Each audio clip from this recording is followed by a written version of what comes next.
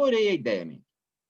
Bom, pessoal, muito boa noite. Nós estamos aqui aos 18/11/2020, dias que, como eu dizia aqui informalmente aos colegas, vem se repetindo. Eu acho que ontem foi 18, anteontem 18 e o dia anterior 18, e amanhã provavelmente vai ser 18 de novo, mas de qualquer sorte a gente registra a data. Aquela ideia de Dia da Marmota se materializou de fato.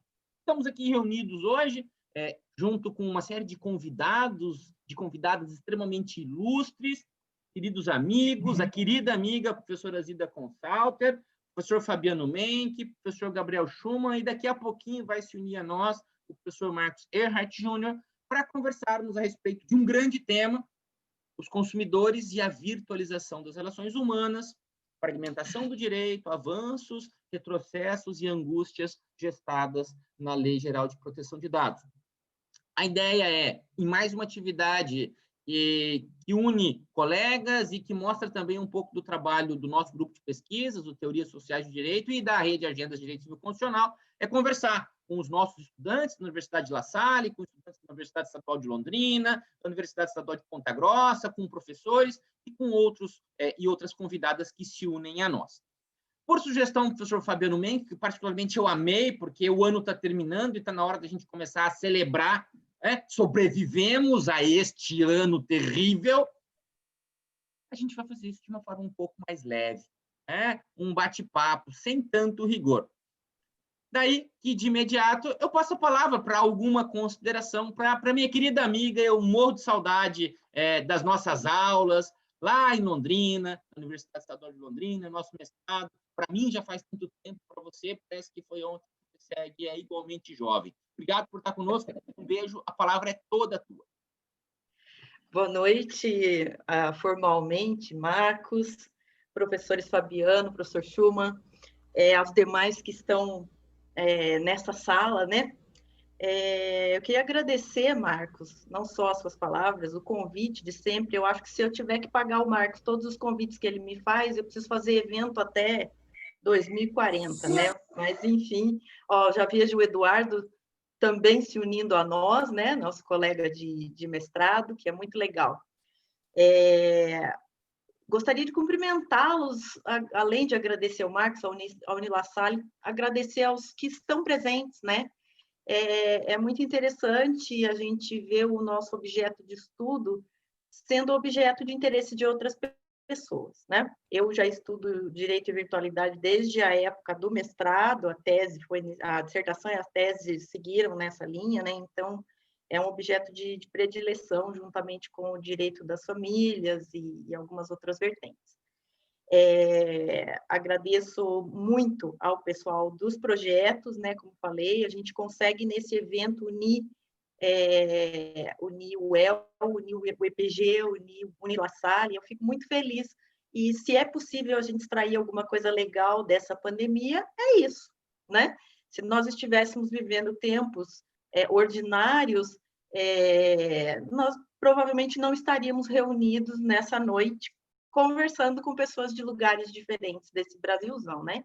Então, levando a minha porção poliana, vamos ver esse lado bacana das coisas, né?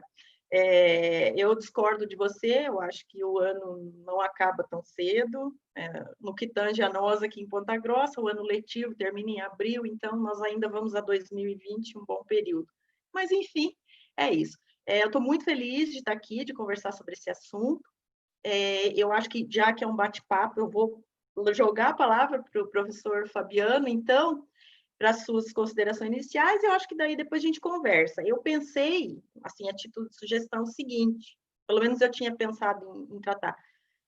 Eu enxergo muitas fragmentações, então eu pensei em falar de algumas delas e depois, claro, focar na LGPD. Aí vocês dizem o que vocês acham. Professor Fabiano.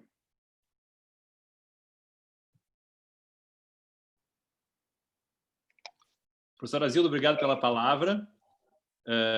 Professor Catalã, professor Marcos Catalã, meu colega, agradeço mais uma vez por mais um convite, né, nessa parceria nossa aí já de um bom tempo. Também queria cumprimentar o professor Gabriel Schumann, pela também segunda oportunidade acadêmica de estarmos juntos, professor. E a primeira foi realmente, eu achei muito interessante aquela nossa discussão, né? E foi na ocasião da defesa do Matheus, que está aqui presente, né? O Matheus Mantovani.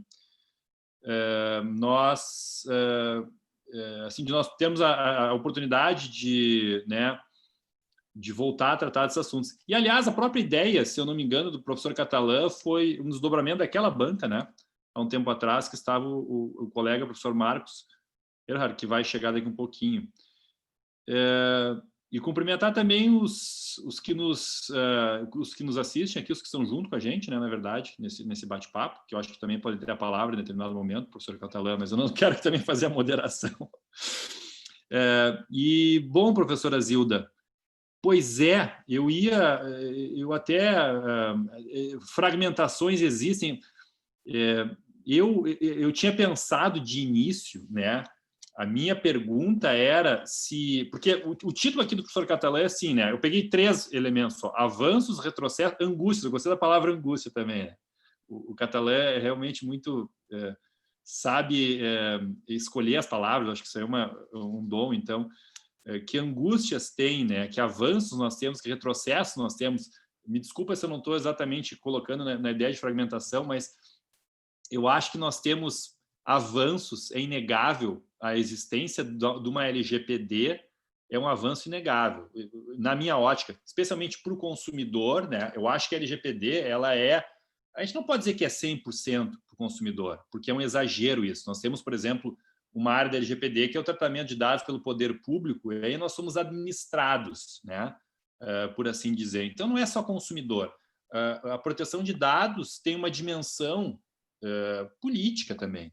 O colega Schumann mencionou a decisão do censo, e eu tenho um vício quase, que é sempre estar voltando a essa decisão do censo, porque para mim ela é um marco teórico, né, muito importante, e essa decisão do censo falou lá que tem a dimensão da escolha contratual, e aí ela muito aqui para o direito do consumidor, ou seja, a dimensão da liberdade na escolha do contratual nossa, do consumidor especificamente considerado,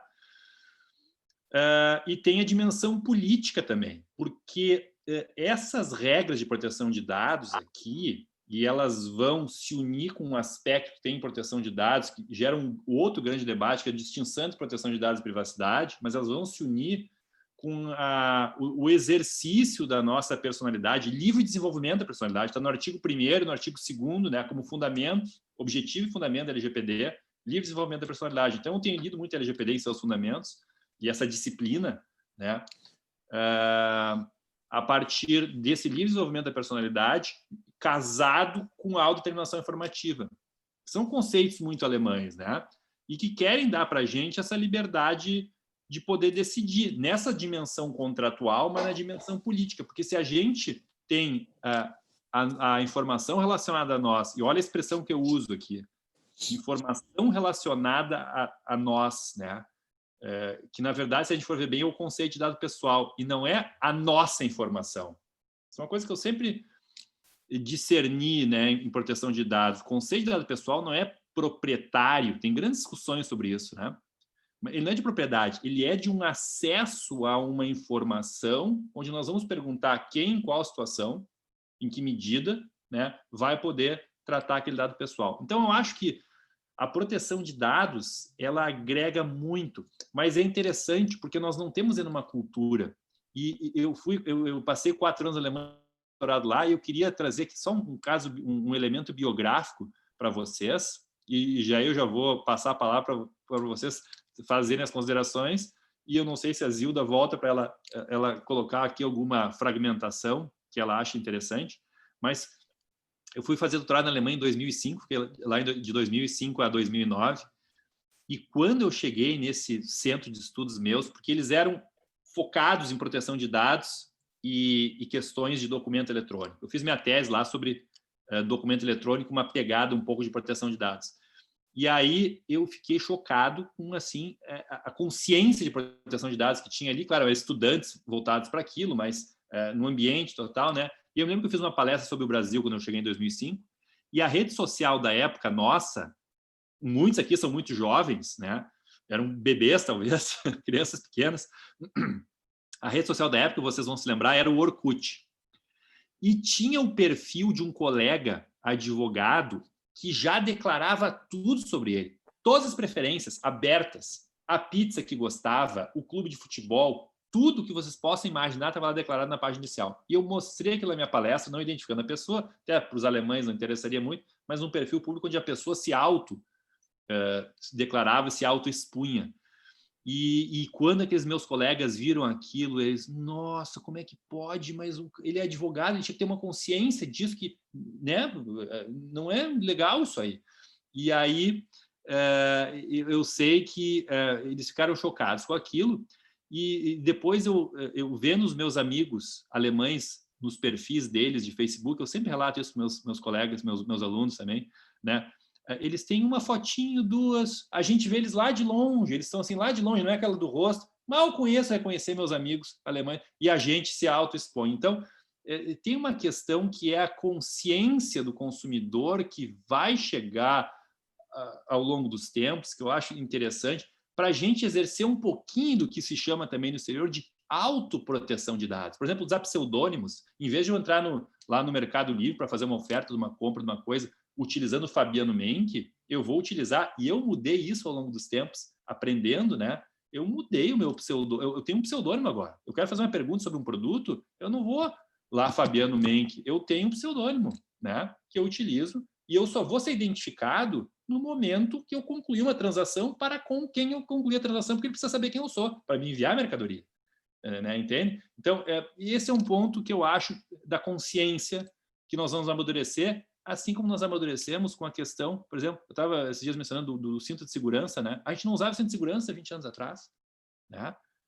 Claro que veio legislação, veio regulamentos e coisas. Hoje nós nem conseguimos entrar e andar no carro. Aí vem uma outra coisa que é privacy by design, by default, que os carros já vieram com cinto de segurança, não deixam a gente andar 10 km, começa a bipar se não está usando, né? E aqui os sistemas também devem vir com proteção de dados embarcado. Faço essas considerações e, como é bate-papo, vamos adiante, professores.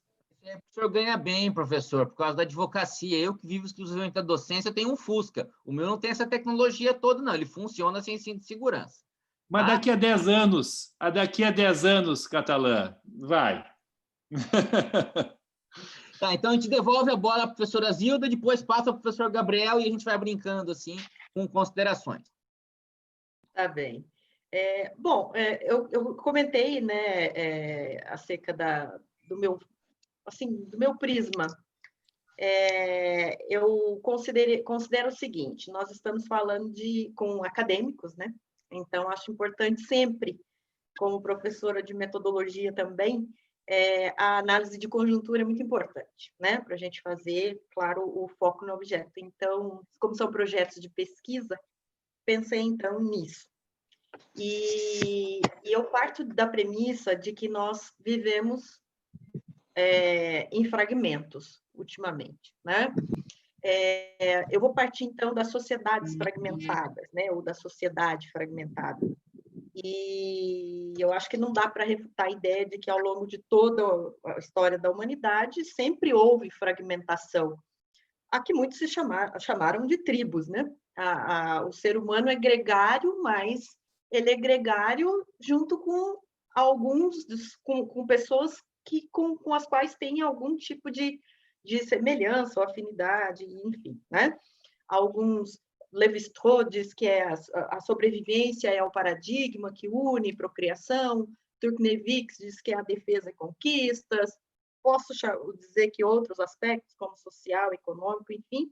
O fato é que o homem, embora seja gregário, ele também se reúne em tribos. E até aí, tudo bem, né? Não há nada de novidade nesse sentido.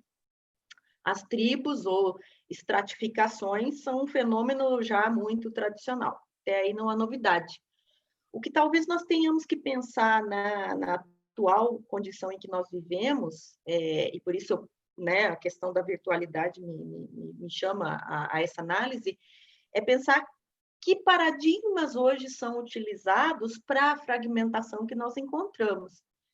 poder econômico, a influência social, a intelectualidade, ok, são bons paradigmas. O problema ocorre quando a estratificação vai se fincar em outros aspectos, geralmente esvaziados, né? Como ideologia radical, negacionismo, padrão estético, utilidades, poder de compra ou coisa desse naipe, né? Então, esse seria um primeiro ponto para os meninos meditarem, né? Nós vivemos uma sociedade fragmentada, como sempre. Que paradigmas nós vimos utilizando nos dias de hoje para estratificar essa sociedade, né? A segunda fragmentação que eu destaco são as vidas fragmentadas, as pessoas, né? Hoje nós vivemos uma gigantesca busca, para alguns, para mim, é uma verdadeira batalha dos indivíduos por duas condições humanas, né? Uma primeira que é aquela insólita busca identitária, e a segunda é a sensação de pertencimento a esse determinado extrato.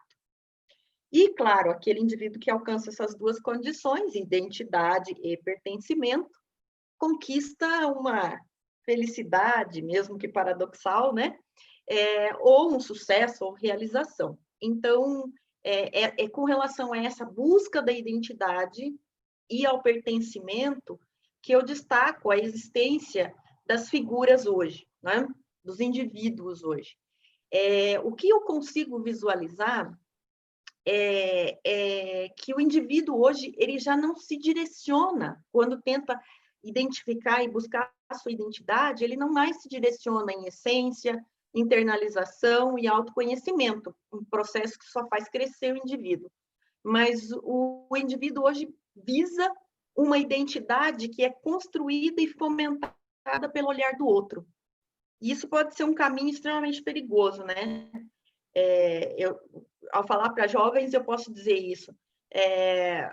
Hoje em dia, nós nos consideramos, ou vou me incluir, nos consideramos belos pela quantidade de loves ou likes nas fotos do Instagram ou nos vídeos do TikTok. Se o outro nos enxerga como inteligentes, retweetando ou compartilhando as nossas postagens, nós temos a chancela de inteligentes. E quanto mais esses números crescem, mais a chancela de que somos admirados se confirma, né? Tudo bem, todo mundo gosta de uma aprovação, não vou dizer que não, que comigo é diferente ou com as pessoas, se as pessoas estão erradas. O problema é que, sem perceber, essa condição acaba se criando nas redes sociais, a chamada persona, né? Cada um tem a sua persona. E também, até aí, não há grandes problemas, né? A dualidade, a professora Cláudia, inclusive, trata disso, né? Dessa dualidade, enquanto consumidor, enquanto indivíduo, e todos nós temos tantas. Mas eu penso que o grande problema é quando o indivíduo é engolido por essa persona, não é? Persona essa que se alimenta de likes, compartilhamentos, comentários, tweets e retweets e etc. Isso acaba gerando uma dependência, né, exacerbada no aparentar. Expor para existir e também para ganhar reconhecimento, conseguir se identificar e encontrar lá o seu nicho de pertencimento. E diante dessa circunstância, o que eu verifico, né, é uma outra condição que alguns chamam de cartesianismo high-tech, né? Posto, logo existo. Se eu não pertenço às redes, se eu não tenho lá um avatar ou uma persona, eu não sou ninguém. Como assim você não tem rede social? Não é? É a grande pergunta. Mas você não está no Twitter? Como é que você se expressa, né? De inúmeras formas. Então, assim, o que eu gostaria de destacar é que vivemos uma sociedade estratificada e temos vidas hoje estratificadas. Todos nós temos a nossa vida real, cheia de angústias, felicidades, descobertas e bobeiras e assim por diante. E temos o nosso avatar na rede social. Eu tenho lá um viés mais politicamente correto, ou com ideologia X ou Y, ou libertária, ou ambientalista, ou voltada à questão estética, seja lá o que for, né? E a leitura que se faz desses indivíduos estratificados, notadamente a formação daquele perfil delimitado que o professor Fabiano mencionou, né? É muito fácil você ler o indivíduo analisando a sua rede social, né? Eu me lembro, Catala, que nós dois nos formamos na UEM, né? Eu tive aula de medicina legal com o professor Sebastião, acho que era Sebastião, né? E ele dizia que é possível formar, isso na Idade Média, né? Quando a gente fez direito. Assim, ele dizia que era possível montar o perfil do indivíduo fuçando no seu lixo. Eu lembro que ele dizia isso. Se você fuçar no lixo de alguém, você sabe se a mulher está menstruada, se toma antidepressivo, se brigou com o marido, o que comeu e assim vai, né? Ele dizia isso. Hoje, não precisa fuçar no lixo. Fuça na rede social, que você também monta, né? Por quê? Porque nós estamos também igualmente fragmentados, né? O risco está justamente nessa questão. E é claro que as estratégias mercadológicas sacaram isso, né? E formam aí, estudam os design thinking, designing behavior, né? Justamente para encaminhar essas estratégias de mercadológicas voltadas ao ato de consumo. Mas não um ato de consumo como aquele que eu realizo para suprir minhas necessidades e etc. e tal, mas um ato de consumo direcionado, né, moldado dentro do que se pretende. Então, nesse sentido que eu jogo o segundo questionamento, né? Até que ponto a nossa vontade ainda é autônoma? Até que ponto ainda nós exercemos liberdade no sentido de exercer o ato de compra, notadamente com essas estratégias mercadológicas que são alimentadas diariamente por nós mesmos, via de regra, né? Alimentadas quando fazemos buscas e alimentados pela análise dos nossos perfis, que podem ser formados no âmbito das redes sociais. Até que ponto, né, nós realmente ainda somos detentores de vontade autônoma, ou então, né, essa é uma primeira questão, até que ponto essa superexposição que hoje é tão necessária, né, para que as pessoas se sintam existentes, ela também não impulsiona um loop, né? Porque eu me exponho, para me expor eu adquiro ou eu provoco a necessidade de consumir, o outro que me assiste, dado ao tal vazio existencial, ele quer a mesma coisa que eu, porque ele também quer ser querido, quer ter likes e etc., e ele também compra, enfim, e aí essas relações vão se desenhando, me parece, sobre questões bastante complicadas, né? Por quê? Porque todas se fundam na tal aparência, né? Hoje em dia, se a mulher de César não bastava ser honesta, tinha que parecer honesta, hoje a gente tem que parecer feliz. Se a gente é ou não é feliz, não importa muito, né? O que importa é que a gente pareça feliz, porque aí a gente vende, a gente influencia e faz disso, inclusive, profissão. Os influencers ganham centenas de milhares de dólares a mais do que nós, professores, que nos debruçamos diariamente aí sobre todas as batalhas da docência.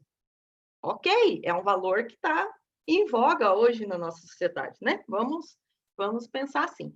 Então, assim, eu vejo nessa linha, nessa análise, né? Nós estamos hoje diante de uma realidade fragmentada na sociedade, ok? Com indivíduos igualmente fragmentados. Então, me parece que a fragmentação não seja o problema. Onde é que eu encontro um problema, ou dois, sobre o que se finca essa fragmentação, tanto social quanto dos indivíduos? Me parece que os pilares não sejam de todos, né, firmes. E é claro, se a sociedade se fragmenta, os indivíduos também, o direito não pode ir em direção diversa, né? Claro que o direito se fragmenta, se especializa, a LGPD está aí, né? Eu tenho algumas reservas, também faço coro com o professor Fabiano, né? no sentido de que eu acho que é um avanço gigantesco ter uma lei geral de proteção de dados. No Brasil, a gente tem essa tradição, né, de ter a lei para depois resolver como fazer para cumprir, né? Não sei quando o ideal seria a gente já, né, ter uma praxis, e aí, claro, a legislação só confirmar isso, mas enfim. Mas eu acho que é um primeiro passo muito interessante, né? Acho que a lei é plena de boas intenções. Eu discuto um pouquinho os mecanismos para garantir a efetividade dessa lei, né? Penso que os valores que são erigidos, né, da análise da legislação, como a valorização e a proteção da privacidade, da dignidade, da liberdade, e outros devem continuar a ser alvos de proteção cada vez maior, né? Notadamente em época de superexposição. E acho que essa proteção não deve ser voltada apenas para as empresas públicas e privadas, não. Em muitas circunstâncias, elas precisam de ser direcionadas a nós mesmos, porque às vezes nós somos os nossos piores inimigos quando se trata de virtualidade, né? Nós diariamente alimentamos um gigantesco banco de dados aí de toda a natureza, dado considerando aquele conceito amplo, né, de qualquer coisa que nos identifica. Informações, predileções, imagens, outros, sejam dados sensíveis ou não. Como é que nós fazemos isso? Por meio do uso dos buscadores, das redes sociais. Nós alimentamos o Big Data, né? O Big Data. Então, muitas vezes, nós mesmos precisamos refrear um pouquinho a nossa conduta, porque, ao contrário do que o professor Fabiano mencionou, nós não temos essa cultura do recolhimento, né? Nós somos latinos. A gente fala com as mãos, a gente abraça, a gente toca, a gente externaliza as coisas, é natural do nosso povo, muito diferentemente dos alemães, né? Então, eu penso que a LGPD precisa realmente caminhar nesse sentido de proteção face às PJs de direito público, às PJs de direito privado, com mais ênfase, mas às vezes até com relação ao próprio consumidor, ao próprio indivíduo, né?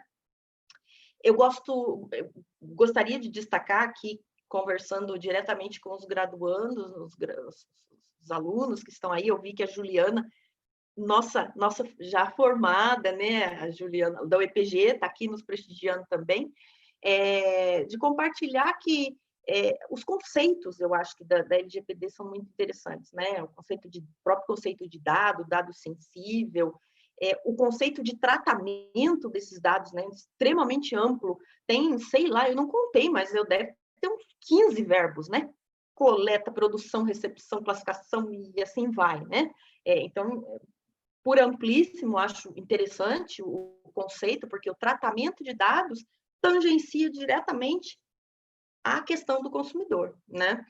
Nós vemos hoje a formação das mailing lists, formação de cadastros, e o que é muito pior, a venda disso, né? Então, realmente, eu penso que a questão do tratamento é extremamente importante.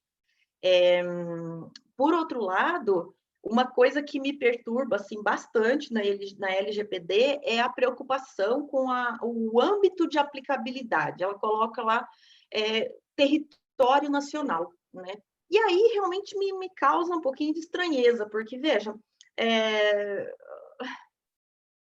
falar em território, em mundo virtual, que é um mundo, convenhamos, minha gente, principalmente nesse período pandêmico, nosso mundo praticamente é virtual. O que é real é o que nós temos aqui do lado, que é a esposa, o filho, o cachorro, né? E, com sorte, o rapaz da farmácia e o caixa do mercado, que são as pessoas com quem a gente está contatando ultimamente, né? O resto é virtual. E aí a LGPD vir e trazer a expressão, né? Território nacional. Ok, questão de sede, a gente entende, mas realmente isso é uma coisa que me incomoda todas as vezes em que eu faço a leitura da LGPD por alguma razão, né? Esse aspecto aí da aplicabilidade, enfim, né? Tratamento de dados ocorridos em território nacional. Nós sabemos que os maiores coletores de dados não estão nem em território nenhum, para começar, né? estão na internet, e a internet não está em lugar nenhum especificamente. Então, eu acho bem utópico, inócuo, enfim, acho complicado. Talvez os professores consigam me explicar melhor, porque a minha limitação não me permitiu realmente compreender qual é o sentido desse território nacional, né? Por outro lado, né, a questão do uso de dados aí com relação à saúde, e o que eu vislumbro, sem fetiche à fragmentação, né, mas eu vislumbro a fragmentação do direito dentro da própria LGPD, né, porque a gente consegue visualizar aí dados nos mais variados estratos. Como o professor já lembrou, não é só no aspecto do consumo, mas dados no que tange a questão de saúde, relação com as pessoas jurídicas de direito público e tantas outras situações que nós encontramos fragmentação dentro do próprio objeto, já especificamente legislado, né? E antes que vocês achem que realmente eu estou com o fetiche da fragmentação, não é o caso, essas são as minhas considerações iniciais, assim. Na realidade, a ideia é justamente jogar para que os demais, né, e juntos a gente consiga sair daqui com menos angústias, mas penso que o Catalã foi muito feliz em colocar esse termo realmente no título, porque a gente encontra nesses temas, né, tão complexos, que envolvem tantas questões, justamente, né, a gente encontra muito mais angústias. Inicialmente, sem querer ser pessimista, é o que eu enxergo. Obrigado, minha querida amiga. Maravilhosas as tuas considerações, e o fragmentação tem a ver com pragmatismo, tem a ver com a linha de pesquisa a qual eu estou vinculado, e na hora de prestar contas para o universo cartesiano, isso conta bastante. Qualquer sorte você traz para a gente, para além de aspectos ligados à fragmentação do direito, aspectos ligados à fragmentação da vida em sociedade e das nossas vidas. Né? Afinal, somos, em alguma medida, fruto das nossas vivências, das nossas memórias. Somos, em boa medida, algo semelhante àqueles mosaicos que compõem as igrejas medievais, especialmente o professor Menck, por conta dos anos vividos na Europa, conhece tão bem. Né? Hilda trouxe uma série de questões que nos faz pensar, trouxe uma em especial que me levou à querida Maringá, às aulas, não serei politicamente correto, do professor Tião Medonho, né? Sim, era Sebastião, de medicina legal. Nos traz a questão se há sentido em falarmos em território nacional, e enquanto você expunha, Hilda, perguntas afloraram também, questionando se é que não houve um erro de digitação, um erro de grafia que passou despercebido, existe algo nos termos de efetibilidade, ou se quiserem escrever simplesmente efetividade. Já respondi aqui, com relação a mim, uso aparelho nos dentes, né? E a dicção não fica legal mesmo. Então, se porventura soou efetibilidade, não é assim. Da efetividade mesmo, né, a aplicabilidade. Maravilha. E também vem a questão de... E aí, Gabriel, de repente você pode começar por aí. Vazamento de dados pessoais levará ao desenvolvimento de julgados no sentido de um dano extrapatrimonial presumido, no sentido de outras questões que já se põem aí. Uma conexão imediata de dano a partir de uma conduta contrária ao direito. Aliás, particularmente me incomoda um pouco entender como algo diretamente relacionado. Mas, de qualquer sorte, Gabriel é um estudioso dessa temática também, pode refletir, Fabiano, Hilda, enfim, a palavra de vocês. Obrigado, agradeço muito ao professor Catalã pela gentileza do convite, cumprimento a professora Zilda, que eu tive o prazer de conhecer nesse momento, cumprimento o professor Fabiano, cumprimento aqui de maneira eletrônica o professor Marcos Erhard, que vai assistir essa declaração depois, essa declaração de carinho, e começo aqui primeiro fazendo um parênteses, né? A professora Zilda, utilizando toda a riqueza do léxico brasileiro, lembrou que a palavra efetibilidade tem 2 grafias possíveis admitidas, e as duas podem ser utilizadas, então tanto com P quanto por V, até porque essas letras nas línguas latinas têm uma aproximação muito grande, e portanto aí fica lançado o meu desafio aqui, mas fica reforçado, a gramática reconhece as 2 grafias, tá? Então aqui, enfim, talvez por ter uma mãe argentina que justamente aproxima o P e o V, que para nós são letras distantes, né? O brasileiro não faz esse tipo de confusão. Enfim, fica aqui só essa ressalva gramatical. Mas na gramática da lei é muito interessante porque realmente a gente vem com um novo número de questões, tanto de sintaxe, de semântica, que são muito interessantes, né? A professora também trouxe muito bem a questão dos verbos, né? Quantos verbos para falar daquilo que a lei chamou com uma infelicidade muito grande, né? Eu sempre dou risada porque a LGPD é uma lei que deveria ser autoexplicativa, até pela estrutura, não, assim, falando como alguém que está no direito, a gente lê a LGPD e compara com o Código Civil, por exemplo, fala, olha, teve um esforço do legislador em explicar, tem um glossário no começo. Agora, a gente começa, enfim, os cursos da LGPD explicando o que é tratamento, quer dizer assim, o conceito que está na lei, ele precisa ser explicado porque ele não ficou suficientemente claro. Aí também existe um conjunto de questões muito importantes, porque a gente, de saída, uma lei recém saída do forno já é premida numa série de debates muito importantes, né? A lei devia ser igual, às vezes eu tenho vontade de pensar assim, né? Lei devia ser igual à atividade do professor, né? A gente tem estágio probatório, né? Fica ali 2 anos, ficam com uma lupa em cima e fazem os ajustes necessários.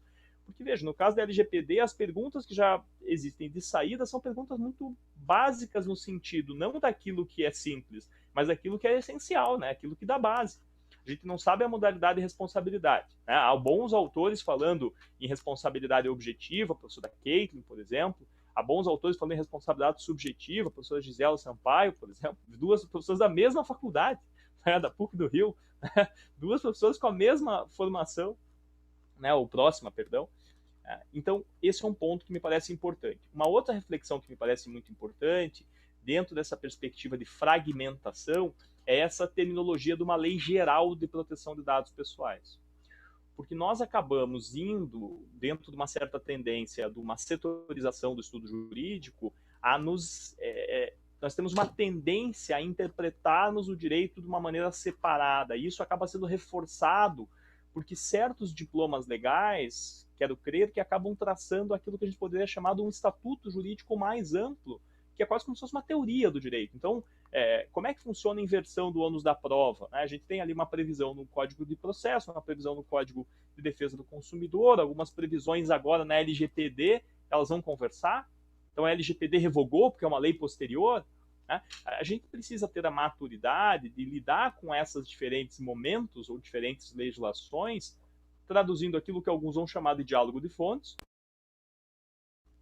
Eu gosto mais da ideia de um ordenamento unitário e complexo, né? A ideia do Perlingeri, a ideia do Rodotà, enfim, cada um na escola que veio, mas seja como for, né? Aqueles que gostam do diálogo de fontes, que eu acho uma boa expressão, adotada pelo STJ, adotada pela professora Cláudia Lima Marques, talvez uma das maiores especialistas de direito consumidor do mundo, né? Porque do Brasil seria um truísmo dizer. E aí, o que nós temos na realidade é um desafio de interpretação, porque eu comecei dizendo, olha, temos umas questões de gramática e de interpretação. E essas questões de interpretação me parecem passar, em grande parte, por meio de uma reflexão sobre a compreensão da LGPD, mas uma compreensão de que a LGPD está num sentido mais amplo, né? E aí o nosso período de vacácio, como bem lembrou ali o Fábio, eu olhei com o canto do olho ali uma pergunta que subiu aqui, parece que a gente estava fazendo comentário eu ia falar uma das televisões, né? É uma das televisões grandes aí, aquela que tem um programa que dizem que é fantástico, que talvez já tenha sido em algum momento, mas não é tão fantástico assim. Mas enfim, eu me senti agora como se estivesse fazendo a apresentação de show, né? Porque eu estou aqui até com o fone. Mas o que eu ia dizer é que o período de vacância, ele foi subaproveitado, e eu vejo isso, posso ter o lugar de fala de docente, né, de pesquisador, faço parte de 2 grupos de pesquisa que trabalham com esse tema, né, faço parte do grupo que chama Pessoa, Tecnologia e Mercado, na Universidade Positivo, faço parte também de um outro grupo que pesquisa, além de acompanhar as atividades do grupo de direito privado e contemporaneidade da UFAL, que acho que tem um colega nosso que chegou aqui super bem vestido, vai poder comentar melhor do que eu, mas o que eu gostaria de dizer é que nesse desafio de interpretação, a gente vai ter que lidar com a LGPD entendendo que ela é mais uma norma do nosso ordenamento e que precisa ser conjugada. Aí, se quiserem chamar isso de diálogo de fontes, se quiserem chamar de ordenamento unitário, quiserem conversar uma lei com a outra, a gente vai ter que estabelecer. Porque existe uma tendência em sentido contrário, né? E existe uma tendência em sentido contrário de decidir a lei aplicável como se a partir dali tudo se solucionasse, o que não é verdade, né? A gente, por exemplo, aplicar ou não o Código de Defesa do Consumidor em alguns casos, não vai afastar o fato de que trabalhar com dados é atividade de risco sujeita à responsabilidade objetiva pelo Código Civil. Daí, se a gente vai entender que a LGPD, em algum momento, afastou essa possibilidade de responsabilidade objetiva, aí é um outro problema. E é claro que a gente vai ter que conversar, porque alguém pode falar, não, eu vou sempre aplicar o CDC. Bom, o próprio CDC diz que na responsabilidade do profissional liberal, a responsabilidade é subjetiva como regra.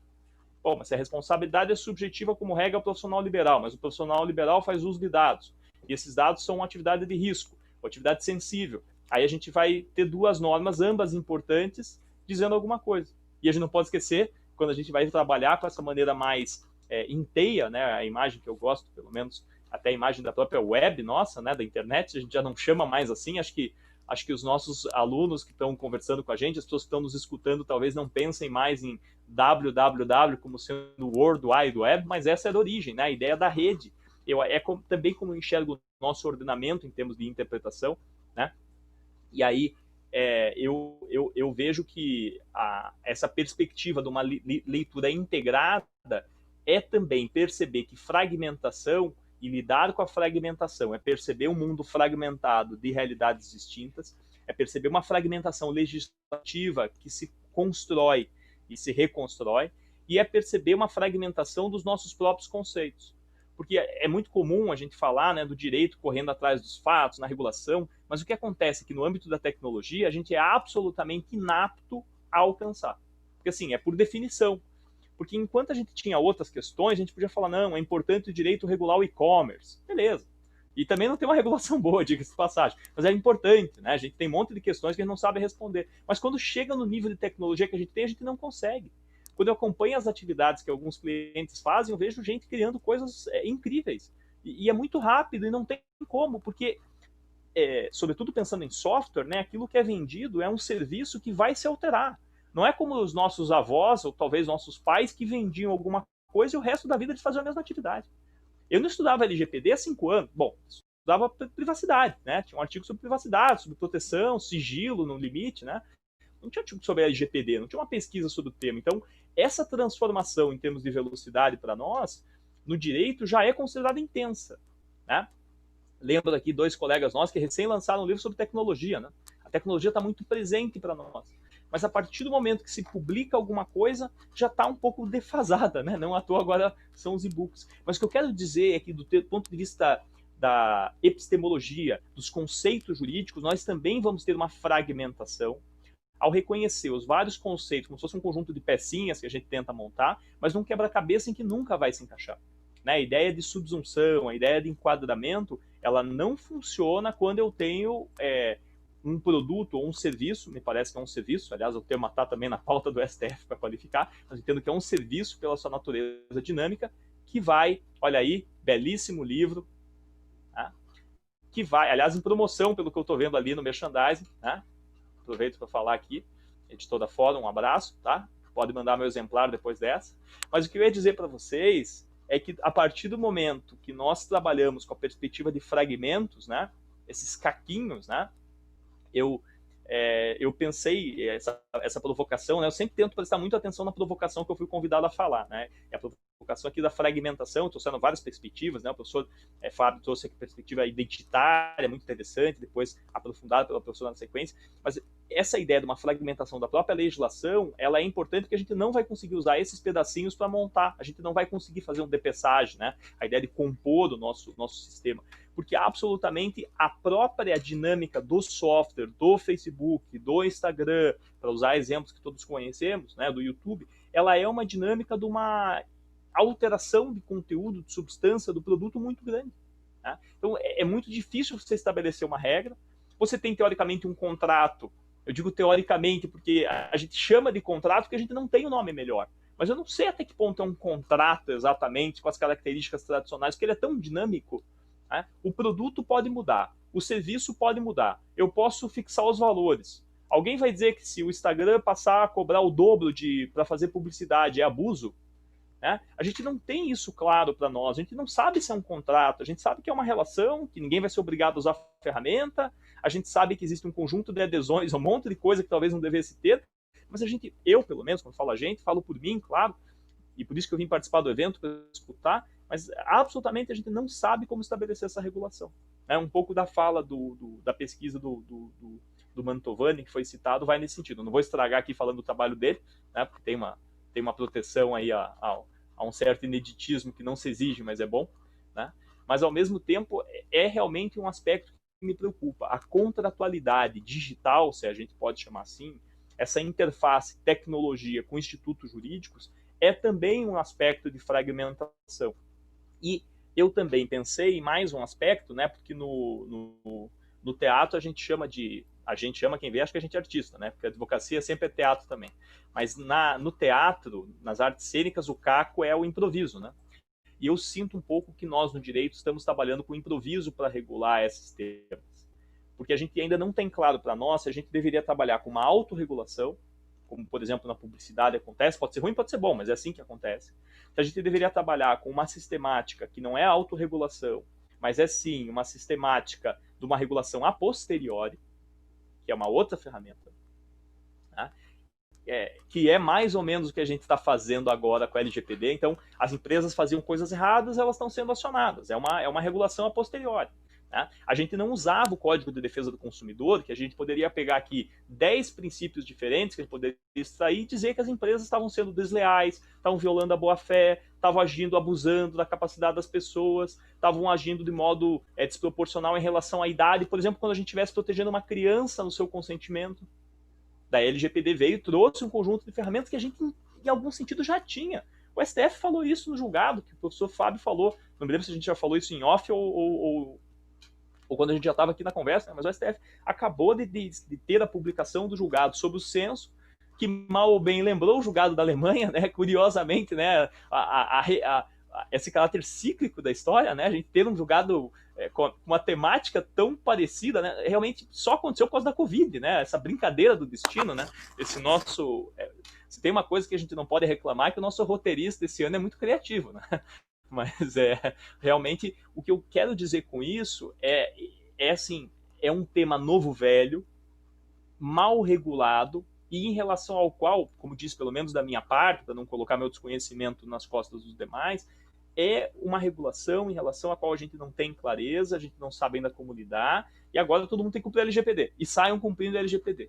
Então, eu acho que é um momento realmente de amadurecimento. Então, alguém até me perguntou ali no chat, né? Mas será que não é do caso de ter aproveitado melhor a vacácio, né? Será que não é do caso de ter refletido mais? Veja, a lei, ela em grande parte, e aí, claro, a gente culpou o legislador e ao mesmo tempo elogiou, mas a lei, ela ao mesmo tempo que ela nasce lei, ela em grande parte se faz lei. E essa construção da compreensão é também parte de um processo, e aí sem querer entrar na hermenêutica, que não é minha área de domínio, ela parte de uma construção de interpretação e aplicação da lei. Ou seja, a nossa compreensão sobre aquilo que deve ou não ser feito em termos de LGPD e de proteção de dados em sentido mais amplo, que não se restringe a isso, é também uma compreensão que vai partir do caso concreto. Ou seja, tivemos um vazamento, esse vazamento vai ser levado ao judiciário, aí o judiciário vai se deparar com critérios da lei. Os critérios da lei vão ser usados na aplicação da responsabilidade civil? A gente vai complementar? A gente vai trabalhar diferente, como bem lembrou o professor Fabiano, perdão. Desculpa.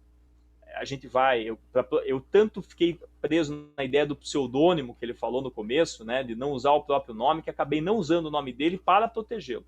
Mas agora acabei falhando nisso e revelando o nome do professor. Mas o que eu ia dizer é que, finalizando aqui, porque eu já me empolguei, falei demais, depois o taxímetro, esse horário já é... Como é que fala? Bandeira 2. Bandeira 2, né? Bandeira 2. Né? Mas o que eu ia dizer é que essa nossa perspectiva em relação à sistematização, a uma LGPD que vai ser aplicada, e eu dou o exemplo da responsabilidade civil, mas esse é só um dos pontos, né? ela marca para nós um conjunto de perguntas que a gente ainda não sabe responder. Eu acho que a gente já tem as perguntas, que já é um bom caminho, né? Mas eu acho que a gente não sabe responder também porque a publicação de uma lei dessa magnitude gera um impacto muito grande, mas eu realmente vejo, e daí para não parecer só uma fala tão desconstrutiva, né, e para trabalhar num paradigma mais propositivo, eu vejo a lei de modo muito positivo no sentido de reforçar muita coisa, e aí faço uma meia-culpa e uma confissão, né, da falha como profissional do direito, ou como professor nessa área, né, porque eu lecionava direitos da personalidade, né, essa matéria que o professor Fabiano lembrou, né, eu era professor de direitos da personalidade, essa matéria, não dentro do direito civil, era matéria de direitos da personalidade, depois eu fiz uma matéria numa pós-graduação que era de direito digital, já era super inovadora, eu lecionava direito digital em 2012, né, eu lecionava direito digital com máquina de escrever, mas o fato é que nós temos, na minha visão, na LGPD, e aí isso aconteceu com outros diplomas, né? Veio a Convenção de Nova York da pessoa com deficiência, a gente não saiu. Aí veio o Estatuto da Pessoa com Deficiência, todo mundo, pessoa com deficiência, opa, importante. Surgiram todos os deficientes. Então, acho que a lei visibilizou o tema, que já estava lá, que já era conhecido. A gente não pode esquecer desses outros diplomas, sob pena de a gente achar que se não está na LGPD não tem solução, ou de achar que na LGPD se esgota tudo. Esse G do geral, para mim, é muito importante.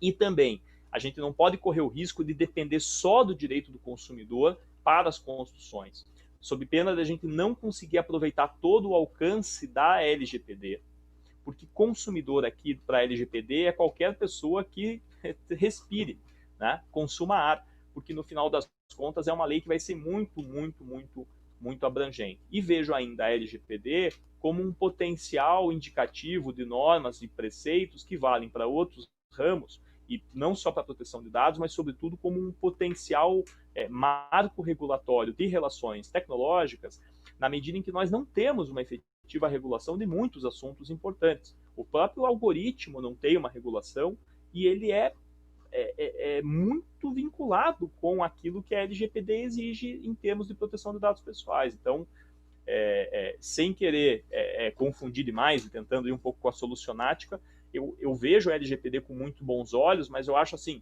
a gente tem uma ferramenta muito grande e a gente não pode achar que ela é muito limitada. Eu acho que perceber esse potencial, né, é muito importante. E para fechar com uma imagem de fragmento, né, eu vejo a LGPD muito como fractal. Né? Você tem que ir olhando mais de perto, mais de longe, para enxergar ali a complexidade e os seus detalhes. Nem eu entendi o que eu falei, mas que bom que chegou o professor Marcos Erhard, que, para quem eu queria até, Marcos, tira o meu chapéu aqui para você, tá? Fiquei com esse chapéu separado para fazer isso. Derrubei coisa aqui. Tá igual o cenário de televisão agora. Eu arrumei minha biblioteca aqui em tua homenagem, pessoal, tá? Então, tendo dito isso, por favor, me ensine um pouco aí sobre essa lei. Vou até anotar, escrever o que você falar e publicar antes de você publicar, para poder publicar alguma coisa bem legal. Cadê o bloquinho de notas, Gabriel?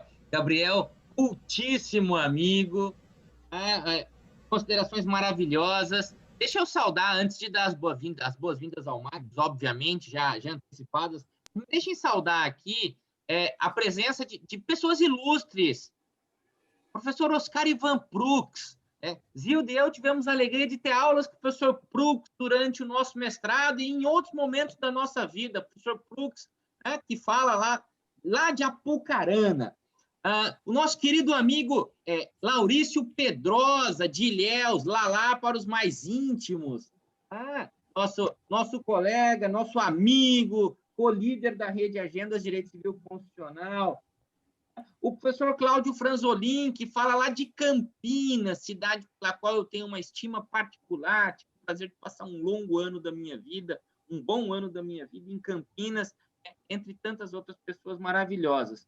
Marcos, o que resolvemos fazer por sugestão do professor Menck? Disse, final de ano, já vamos começar a celebrar a vida, sem esse negócio de palestra, blá, blá, blá, blá, blá, blá, blá, blá, blá. Vamos fazer aqui um bate-papo. Então, Hilda nos trouxe uma belíssima análise sociológica e filosófica, especialmente de vidas fragmentadas socialmente, individualmente, juridicamente, frente aos desafios contemporâneos, O professor Menck trouxe outras belíssimas reflexões na esteira do professor Schumann que você já conseguiu identificar. Legal. Acho que a gente pode passar para ti a palavra para umas considerações rápidas e depois a gente devolve a palavra para o professor Menck e, enfim, se alguém mais tiver alguma consideração. E, enquanto isso, perguntas estão pulando aqui também, né? E, eventualmente, a gente olha o que vem no chat e faz alguma reflexão. Eu gostaria que algum de vocês fizesse alguma pequena reflexão a respeito, não só, Gabriel, de conexões entre LGPD e o Código de Defesa do Consumidor, e você nos traz uma possibilidade teórica do CDC ter uma visão menos protetiva que LGPD, particularmente, bem sabe que não sei se eu estaria de acordo com ela, mas nos traz também a leitura de que a LGPD parece um celular nas mãos de um velho como eu. Né? Isso aqui serve para fazer ligações, mas tem uma série de outras funções que são subutilizadas a depender da personagem. Você nos trouxe que o jurista, não só o operador do direito, mas o jurista, que em princípio tem uma formação um pouco mais ampla, que deveria estar mais preparado para lidar com isso, vai trabalhar com a LGPD como se fosse um telefone nas nossas casas, na nossa infância, e não como um aparelho com tanta tecnologia. Enfim, vá pensando sobre isso também, Gabriel, e de repente você nos ajuda a pensar sobre esse assunto. Marcos, obrigado por se juntar a nós. Marcos abandonou uma outra atividade, aliás, é o homem das 1000 tarefas, mas que conseguiu se juntar a nós. Né? O Marcos hoje faria a publicidade do Bombril, né? 1001 utilidades. Uma boa personagem. Obrigado, amigo. Meu caro, boa noite primeiro a você, tá? Deixa eu cumprimentar a Zilda, Fabiana e Schumann, tá? Zilda, que bom que você apareceu aqui, porque eu não aguentava mais ficar só ouvindo o Gabriel Schumann, pelo menos a gente varia um pouquinho. Deixa eu começar primeiro com as demonstrações. Gabriel, ainda bem que você arrumou a biblioteca. Mas olhe para o grau de organização de Marcos Catalã, de Zilda e Fabiano, que você tem muito ainda a trabalhar no que está aí atrás. Inclusive, eu não sei por que suas fotos 3x4 estão nesse mural aí, e atrás de você, e como em cima estão os livros de família, eu acredito que são os casos que você está trabalhando no momento. Vejam como essa vida da gente é devassada numa janelinha dessa, e dá para a gente descobrir tanta coisa a respeito da pessoa, tá? Depois eu quero aí dar um zoom para ver o Gabriel pequeno aí nessa foto 3x4 que você colocou atrás de você.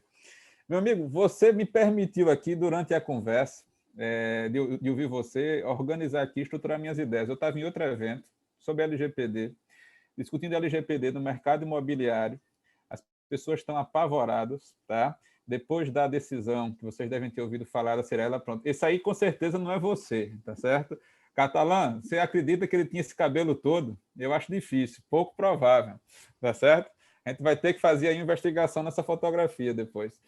E eu dizia a vocês, meus amigos, que a preocupação das pessoas depois da decisão é de várias matizes diferentes. Eu vou usar a mesma metodologia do Gabriel. Vou tentar pegar o termo sugerido pelo Catalã de fragmentação para algumas considerações. Eu queria que todo mundo que está assistindo pensasse que cada janelinha dessa que tem um de nós é como se fosse uma peça de um quebra-cabeça. Tem algumas peças que a gente já virou e a gente está tentando encaixar, e tem outras peças que a gente nem virou ainda, que a gente não sabe o que vai fazer com ela. Ela está aqui no cantinho, e a gente daqui a pouco vai voltar para poder lidar com ela, porque não dá para lidar com todas as peças ao mesmo tempo. Talvez a gente tenha uma imagem borrada de como é que vai ficar no final, quando tiver tudo montado. Só que a gente não sabe quanto tempo vai demorar para montar, e a gente ainda corre o risco de perder algumas peças pelo caminho, tá? Então, eu queria que vocês me acompanhassem com essa imagem, tá? Que peças a gente ainda não encaixou? Se Gabriel falou de diálogo, se a gente podia falar aqui de sistematização, me incomoda a pouca cerimônia da gente em não tratar junto Marco Civil de internet e LGPD. Tem gente que lida como se fossem dois universos diferentes. E uma das características da geração que vem agora é de querer resolver todos os problemas do mundo ao mesmo tempo e na mesma hora. Então, as pessoas estão preocupadas com personalidade de robô, inteligência artificial, elas estão preocupadas com algoritmos e discriminações, mas elas não estão preocupadas com o cadastro que elas vão fazer na farmácia amanhã quando forem comprar uma aspirina. Tá certo? Então, a gente às vezes tem que estabelecer uma pauta, a gente tem que estabelecer prioridade. E isso eu estou sentindo falta, tá? Então, e a falta de compreensão de todos nós, meu amigo Gabriel, nesse assunto de tecnologia é enorme, porque isso não é do ramo do direito, isso não nos pertence, isso é de outras ciências, e a gente sempre foi muito presunçoso para achar que nós nos bastávamos, e se a gente tivesse conhecimento jurídico, isso era suficiente para resolver todos os problemas. E cada vez mais a gente vai perceber que não vai ser desse jeito. E se a gente não inventou computador, a gente não inventou internet, isso não nos pertence, a maioria aqui deve ser do time que não gosta das exatas, não gosta das ciências duras, prefere ciências sociais, o que diabo esses temas estão fazendo entre nós? A resposta é simples. As possibilidades são quase infinitas, mas a turma está precisando de limite. E o trabalho da gente nesse momento com a tecnologia, basicamente, é discutir limites. E quando a gente discute limites, a pergunta é o seguinte: se as próprias pessoas vão estabelecer os seus limites, e eu fico pensando, Gabriel, que se fosse aquela partida, aquela pelada de futebol com os meninos da vizinhança, um jogador é o Google, um jogador é o Facebook, outro jogador é a Amazon, e você vai confiar que eles entre si vão encontrar os melhores caminhos e estão preocupados com os demais jogadores, estão preocupados com a gente? Eu acho que não. A gente vai precisar da mediação de outras figuras, de outras pessoas, para poder ajudar a construir esses limites. E aí a gente tem um problema também, que é a disparidade da evolução desses assuntos nos mais variados sistemas jurídicos. A gente passou os últimos 4 anos olhando para a Europa e olhando para o GPDR. É mais fácil encontrar gente no Brasil que sabe o que é Data Protection Officer, e quando eu pergunto se a pessoa sabe quem é o encarregado, a pessoa olha para mim e diz assim: não conheço esse senhor, não, tá certo? Nunca ouvi falar. Então, a gente tem uma dificuldade. A gente tem uma legislação que foi, na medida do possível, feita à imagem e semelhança de uma legislação europeia, mas com um pecado mortal para mim. É a ausência dos considerandos que a GPDR tem. Se o pessoal aqui da turma não conseguiu ainda ter essa oportunidade, eu sugiro o seguinte: esquece a GPDR europeia e se concentra nos considerandos. Entende o que estava na cabeça daquelas pessoas antes de você ver o texto da lei, tá certo? E o nosso problema, como sempre, é achar que a solução já está pronta, que é só fazer uma tradução mais ou menos, e que a gente não precisa se preocupar com mais nada, porque vai estar tudo resolvido a partir daí. Eu acho que não é bem assim. Deixa eu colocar uns pontos específicos. Catalã, se eu começar a demorar muito, tu puxa minha orelha aí. Primeira coisa, eu estou vendo muita gente falando sobre consentimento e LGPD. E aqui eu vou fazer uma referência à minha amiga Caitlin Mulholland, que fala sobre se efetivamente a gente tem condições de consentir em algumas áreas das nossas vidas. Hoje o Instagram me informou que os termos de uso mudam no dia 20. Dia 20 é sexta-feira. E que eles foram atualizados, inclusive a política de privacidade. O texto me informa que a política de privacidade ficou mais simples e mais clara, para eu poder entender o que eu posso ou não posso fazer. Eu vou dizer a vocês que eu não sei se é verdade, porque eu cliquei OK, eu aceito e continuei. Mas a minha pergunta para vocês é o seguinte: quem é que aqui da sala, lendo os termos de privacidade e ficando insatisfeitos com eles, pararia de usar o Instagram? Hoje, meus amigos, por coincidência, uma cunhada teve um problema com o Facebook dela não, o WhatsApp dela, ele foi clonado. E a dor de cabeça que ela está tendo, primeiro, para que o bandido não consiga tirar dinheiro de ninguém, e segundo, para ela tentar reaver uma ferramenta que ela usa, da hora que ela acorda até a hora que ela vai dormir, porque todos os grupos de trabalho dela estão no WhatsApp, é incrível. E a gente entende como isso faz parte das vidas da gente, e não é uma questão que se eu quero ou não, se eu posso ou não consentir, se eu tenho ou não interesse. De todo jeito, eu preciso. Se eu não conseguir usar aquela plataforma, eu não me encaixo no trabalho, eu não me encaixo no grupo da família, eu não consigo conversar com os meus amigos. Isso faz parte hoje de algo que é necessário para me expressar. Será que eu consigo falar de consentimento nessas circunstâncias? E se o tema ainda for consentimento, meus amigos, a discussão aqui é a forma de obtê-lo. Porque eu leio o texto da LGPD e só aparece na minha cabeça o CDC. Olha, o consentimento tem que ser expresso numa cláusula destacada, não pode ser genérico, massa. Mas eu não estou falando de um contrato escrito que você vai fazer uma página, anexo 2 do consentimento. Na hora que você baixa um aplicativo e você aceita os termos de uso, você está consentindo. E a gente tem que entender que, junto com a evolução da tecnologia, a gente tem outras formas de manifestar a nossa vontade, a gente tem outras formas de provar que essa vontade foi exercida, tá certo? E a gente tem que ficar mais atentos a isso, tá? Porque a tendência hoje é que, junto com o conteúdo, a forma de você manifestar o consentimento também seja alterada. A gente passa a utilizar a tecnologia para isso também. E a gente tem poucos estudos, a gente tem refletindo pouca coisa sobre isso. Catalã, antes de continuar, você me permite... Matheus, sua batata está assando, seu prazo está acabando. Espero que você esteja escrevendo. Eu vi agora aqui o Matheus, tá certo? E não podia deixar de fazer esse registro aqui. O Matheus vai ler as novas condições do Instagram, do Facebook, do YouTube. Por isso que eu estou me lembrando dele. Seu trabalho não vai parar nunca, tá certo? E aí, vejam só, eu essa semana terminei um texto com um colega que vários aqui conhecem, o professor José Faleiros, e a gente foi instado a escrever sobre o seguinte problema. A LGPD tem um capítulo para as pessoas privadas, tem um capítulo para o poder público, mas o que é que eu faço com as OCIPs? O que é que eu faço com o Sistema S? Porque a gente tem entidades que foram criadas no regime de direito privado, mas que recebem dinheiro público. E o TCU já disse que quando elas recebem dinheiro, recursos públicos, elas devem ser tratadas como se fosse um ente público. Beleza. Mas acontece que quando eles fazem cursos, eventos, eles compartilham dados.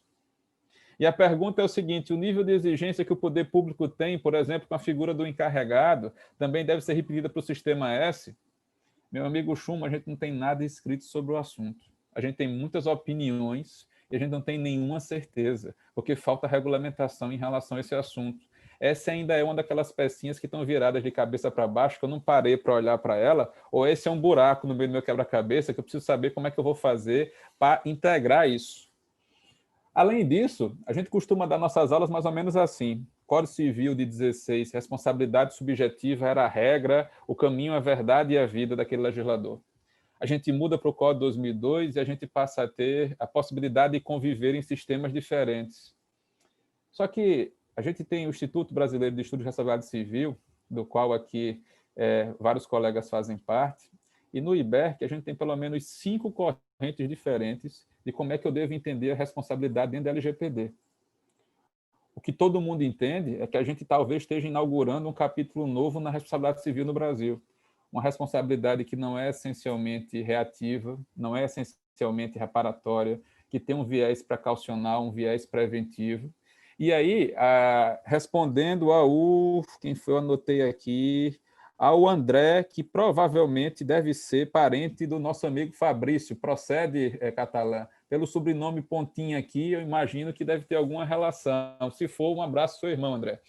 Respondendo ao André, não crave com 100% de certeza que o judiciário brasileiro vai entender que a LGPD traz hipótese de responsabilidade objetiva.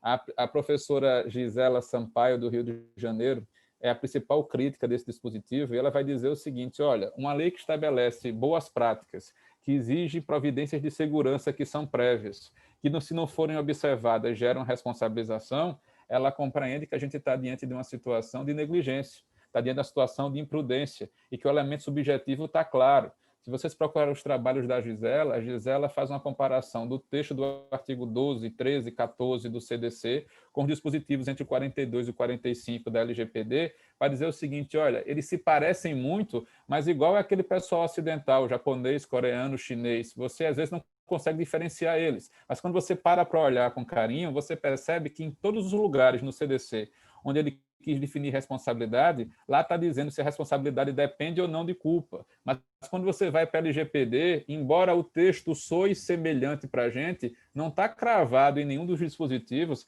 que a responsabilidade independe de culpa. Tá? Embora eu não concorde com a Gisela nas conclusões dela, eu acho que a discussão que ela traz, os argumentos, precisam ser enfrentados, precisam ser avaliados em relação a isso. Gabriel, vamos pegar a figura do encarregado. O encarregado de proteção de dados no Brasil foi esquecido pelo legislador na LGPD. O legislador fala da responsabilidade de agentes de tratamento. E, com base no artigo 5º da LGPD, agente de tratamento é controlador e operador. A figura do encarregado de proteção de dados não se encaixa no conceito de agente de tratamento. Então, eu tenho dispositivos dentro da lei que regulamentam a responsabilidade dos controladores e dos operadores. E o encarregado, eu faço o que com ele? Bom, na ausência de lei específica, eu vou ter que utilizar a lei geral, né? E a lei geral é o Código Civil. Será que é isso que o legislador queria realmente? Tá?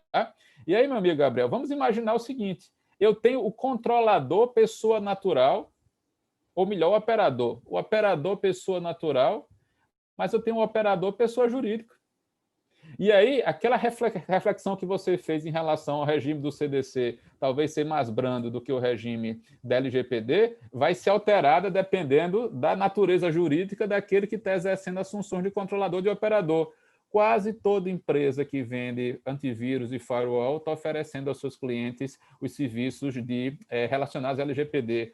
ou como operadores, ou como encarregados de proteção de dados. É como se eles tivessem criado um nicho novo, um segmento novo nas suas atividades. A gente vai ter que pensar um pouquinho como é que a gente vai encarar e vai fazer isso. E aí a pergunta é, se o direito vai estabelecer limites, meus amigos, esses limites vão ser limites rígidos, uma lei geral, abstrata, que se aplica para todos. A gente vai ter um modelo híbrido, que vai ter autorregulamentação, e vai ter também um pedacinho de leis, cabendo ao Estado estabelecer parâmetros mínimos e cabendo ao próprio setor regulamentar. O que eu posso dizer para vocês é que em nenhum país eu tenho visto a experiência da gente já começar com a lei definitiva. Vejam, por exemplo, o que está acontecendo com inteligência artificial e com robótica. A Europa acaba de estabelecer um white paper, acaba de estabelecer diretrizes éticas. Tá? Então, a gente começa a discutir isso com outros processos de adaptação social que não direito, antes de chegar na nomenclatura jurídica, para utilizar aqui os jargões claros ao ponto de Miranda, que diz que o direito não difere tanto da etiqueta, da moda, da religião, essencialmente num processo de adaptação. A pergunta é saber qual é o elemento distintivo, e o elemento distintivo é a obrigatoriedade, a adesão que independe da vontade das pessoas. Só que até a gente chegar nesse ponto, talvez a gente tenha que passar por etapas preparatórias para ver se isso acontece. Mas e Gabriel tem razão, quando eu finalmente desvirar todas as peças do quebra-cabeça, Gabriel, a imagem que eu estava vendo mudou, porque a tecnologia evoluiu. Como essa menina que está no Código Catalã, que eu vi em janeiro, e parece que ele está dando chá de adubo para essa pequena, porque ela está grande que só em 8 meses está quase o dobro do tamanho que eu vi. Impressionante. E aí, minha gente, o que eu queria colocar para vocês também é a minha preocupação com exclusão digital. A minha preocupação não com a exclusão digital de quem não tem acesso ao computador. A exclusão digital a partir do raciocínio da discriminação dos algoritmos. Se eu entender que quando eu entrego meus dados, eles vão ser utilizados para fazer uma análise do meu comportamento e a partir dessa análise eu vou ser rotulado, eu vou ter um perfil que foi criado pela pessoa que recebeu aquelas informações, esse perfil passa a ditar que tipo de ofertas eu recebo, que mensagens vão ser enviadas para mim e que mensagens não vão ser enviadas. Então, se por um acaso eu me mudar para um bairro que não corresponde ao meu padrão de vida, ou se por um acaso eu estiver discutindo judicialmente com a empresa e entrar num cadastro e reduzir o meu score de crédito, ou se eu for vítima de um erro administrativo e acontecer uma cobrança indevida, uma negativação indevida, simplesmente o meu profile, tá? O meu perfil vai ser alterado e eu vou perder acesso a determinadas condições, a determinadas ofertas que até então eu tinha. E o que é pior, ao contrário do que acontece com o europeu, que preservou a possibilidade de que a revisão de decisões automatizadas fossem necessariamente revistas por seres humanos, há uma alteraçãozinha de leve na LGPD no final de 2018 retirou uma garantia que para mim era fundamental. Então, isso acontece quando eu vou pedir o financiamento para o meu carro e eu entrego para o próprio vendedor da concessionária o meu RG, o meu CPF, e ele coloca lá no sistema do banco e em 5 minutos o banco me diz se aprova ou não meu financiamento. Tá? E se aquele financiamento for negado para mim, a pergunta é o seguinte, eu vou recorrer para quem? Para outro computador? Para outra máquina? Será que eu não tenho direito a ter uma pessoa para me esclarecer de modo transparente o que é que aconteceu e por que eu não recebi o crédito que eu imaginava que eu receberia de acordo com a oferta? É nesse tipo de preocupação, de discriminação, que eu estou querendo me referir com vocês aqui. E aí, o que é que acaba acontecendo? Quando eu comparo LGPD com a GPDR, eu estou preocupado agora, nesse momento, em destacar as diferenças. Mas essa comparação também tem que ser em relação às outras áreas que são co-irmãs aqui. Inteligência artificial, robótica, marco civil da internet. Pessoal, todo mundo que está aqui preocupado com a LGPD está acompanhando a discussão no Supremo Tribunal Federal sobre o artigo 19 do Marco Civil da Internet? O artigo 19 diz basicamente o seguinte, que se tiver um conteúdo não autorizado ou um conteúdo negativo a meu respeito nas redes e eu precisar solicitar a exclusão desse material, eu não posso fazê-lo diretamente aos provedores. Eu preciso de uma ordem judicial para isso. E a discussão no Supremo é justamente se isso é constitucional ou não. Tá certo? Isso tem alguma coisa a ver com a LGPD? Tudo. Eu estou discutindo os limites e as possibilidades da responsabilização dos provedores. E muito desse conteúdo pode se referir a dados ou ao uso dos dados que foram feitos. A gente não pode apartar a discussão do Marco Civil da LGPD. A gente tem que trabalhar isso em conjunto. A gente tem que acrescentar camadas nesse bolo e fazer um recheio aqui que não esqueça direitos fundamentais e que não esqueçam garantias que a gente estabeleceu. Eu quero voltar para a discussão do Gabriel e quero voltar para a questão da responsabilidade na LGPD. A gente ficou, Gabriel, 2 horas discutindo. Isso está disponível no meu canal no YouTube, se vocês quiserem assistir. É um webinar do IBERC sobre qual seria o entendimento em relação à responsabilidade da LGPD. E a minha conclusão lá no evento é mais ou menos a seguinte: a gente vai ter a operação de tratamento de dados, para nós, titulares dos dados, como meio. Eu vou comprar alguma coisa na Black Friday, eu vou pedir um empréstimo bancário, e para eu obter aquilo que eu desejo, eu preciso dar informações. Então, eu preciso pensar o seguinte: aquela utilidade final é uma relação de consumo?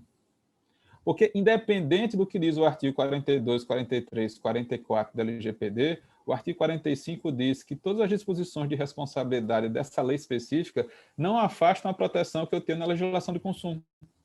Então, eu posso dizer o seguinte: olha, fui ao banco, o banco pegou minhas informações e compartilhou indevidamente com a seguradora. E eu quero responsabilizar o banco. E, para mim, a responsabilidade do banco é objetiva. Eu não sei se eu preciso da LGPD para isso, porque eu posso utilizar o bom e velho Código de Defesa do Consumidor e chegar ao mesmo raciocínio, que, aliás, foi o que a magistrada fez numa decisão que correu o Brasil, como se o mundo estivesse acabando, de condenação da Cyrela por conta da divulgação de dados de um adquirente de imóvel, lembrando que foi uma decisão de primeiro grau, lembrando que tem uma apelação, e as pessoas estão lidando com isso como se fosse recurso repetitivo ou recurso com tese de repercussão geral no Supremo Tribunal Federal, aprovado por unanimidade. A gente tem que ter um pouquinho de paciência. A gente tem que entender que a gente está na construção do entendimento jurisprudencial. E eu não ficaria surpreso se esse entendimento fosse alterado no tribunal ou fosse alterado posteriormente no outro canto. Tá? A gente precisa parar e refletir um pouquinho mais de cuidado em relação a isso. Meu amigo Catalã, você disse que queria conversar sobre fragmentação. Eu acho que a gente primeiro tem que conhecer as peças. E as peças têm bordas, as peças têm limites. Vamos trabalhar esses limites, e não só os limites das peças, os limites do que está dentro da atividade de cada um de nós. O que a gente pode oferecer agora? E você começa a montar o seu quebra-cabeça pelas bordas ou você começa a montar o seu quebra-cabeça pelo meio? Qual é o nosso plano? Qual é o nosso roteiro para enfrentar os próximos 2 anos, enquanto a gente entende como é que vai ser a aplicação da LGPD? Tá? Eu espero que eu tenha deixado algumas pessoas desconfortáveis, preocupadas, com dor de cabeça, porque eu acho que esse era o objetivo do evento. Eu acho que a gente não veio para cá para dar uma receita de bolo. Até porque nós estamos no mesmo barco, pessoal. Ele está fazendo água e a gente tem que ajudar a água a sair, porque senão vai todo mundo afundar. Esse negócio da gente estar no mesmo barco e metade está torcendo pelo capitão e outra metade está torcendo contra o capitão não faz muito sentido, já que todo mundo vai para o mesmo canto, né? Então, a gente precisa parar um pouquinho e entender quais são os desafios do nosso momento. E, dito isso, já abusando demais vocês, eu lhe devolvo a palavra, meu amigo. Vamos lembrar que esse capitão aqui é um capitão metafórico, não é o líder do desgoverno brasileiro, porque, em relação a esse, eu acho que a torcida é uníssona. Obrigado, Marcos. Eu tenho certeza que, pensando em fragmentos, a minha vida está em fragmentos, vocês escutam isso também. Eu tenho certeza que a única certeza que temos é que precisamos seguir estudando, precisamos seguir dialogando, precisamos seguir pensando coletivamente, porque muitas cabeças certamente pensam melhor do que uma só. Em alguma medida, esse timaço de pesquisadores que aqui está, professor Menck, professora Zilda, professor Schumann, professor Erhard, nos aproximam enquanto humanos daquilo que a inteligência artificial é capaz de dar, por conta da sua capacidade intelectual, que é potencializada em perspectiva coletiva. E, obviamente, além de queridos amigos que também se juntam a nós para prestigiar esses colegas e que, na próxima ocasião, muito provavelmente vão estar também ocupando esses lugares de fala. Gente, eu preciso alimentar a minha filha, mas, obviamente, se vocês tiverem alguma consideração final, pelo tempo que for necessário, a palavra segue aberta. tá bom? Então, Menck, Zilda, Marcos, Gabriel e os colegas que aqui estão, se quiserem fazer alguma consideração, a gente ainda tem algum tempinho para isso. Se não, eu já registro aqui, mais uma vez, a minha gratidão, tá? Gabriel, Marcos e Menck, vocês voltam para a banca do Matheus. Zilda, eu vou contar contigo para me ajudar na avaliação de uma outra dissertação que eu comecei a orientar, tá bom? Não, já estou dando trabalho, já estou querendo compromisso de vocês, né? O Matheus tem que terminar, né, Catalã? Daqui 1 ano e meio, eu já vou vinculando expectativas, né, com palavras dadas, porque eu sei que vocês são pessoas maravilhosas e vão honrar os compromissos. E aí torna a minha vida mais fácil também. Embora dos meus orientandos mais complexa, né? Matheus... Ninguém poupou o Matheus hoje aqui. Ele tem que terminar, Fabiano, porque é o seguinte, todo dia muda. Faz parte do processo de amadurecimento, tem que saber lidar com essas questões. Né? Enfim, eu deixo já registrada a minha gratidão e a palavra de vocês. Vou só terminar desejando boa noite para cada um de vocês. Foi um prazer, uma honra compartilhar angústias, né? Compartilhar essas questões com vocês, com o pessoal, enfim, que está prestigiando. De novo, agradecer a presença da professora Dirce, minha parceira, do professor Oscar, que foi nosso professor querido, né?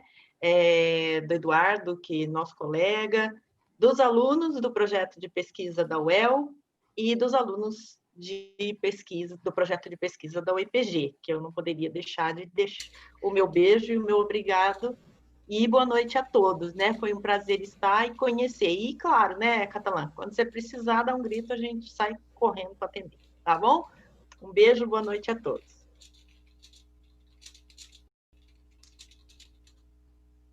Vou eu agora, Catalã? À vontade.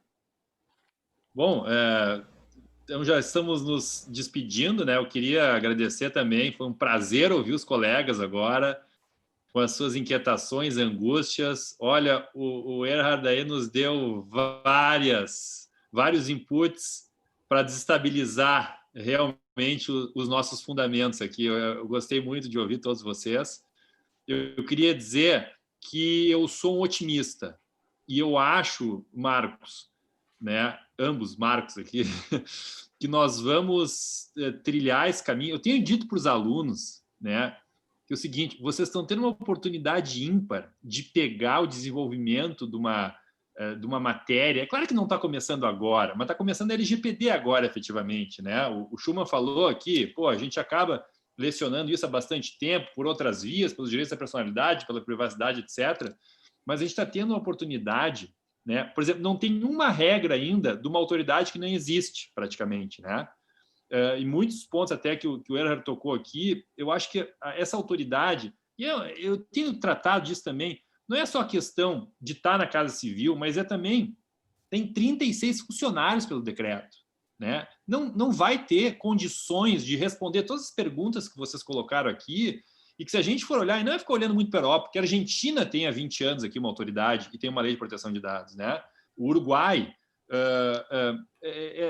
são tantas as atribuições dessa agência para ajudar aqui. Eu queria colocar mais um problema, Marcos, se tu colocasse, da questão aí dos S's, né?